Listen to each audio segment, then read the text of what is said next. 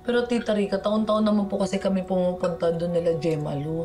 Kumbaga tradisyon na po namin na bawal po kami umabsent eh. 'Di ba, Tay? Mm. Tsaka baka pwede pong si Angela na lang po muna ulit yung mag-alaga sa inyo bukas. Excuse me? Ako na nga today, gusto mo ako pa rin tomorrow? Dream on. You know? Pwede ka naman magpunta next year.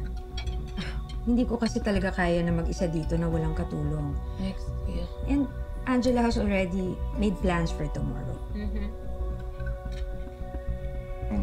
Angela, baka naman pwedeng ikaw na lang muna para naman makapunta si Ikit dun sa bailihan. Ngayon lang naman eh. Tito Gani, I already said yes to Brandy and hindi ko naman basta pwedeng i-cancel yung lakad ko. Oo nga naman, mahal. Angela has done her part. Bakit hindi si Ikit ang pagsabihan mo? Kung talagang nagkikare siya sa baby, hindi niya uunahin yung stupid dance na yon, di ba?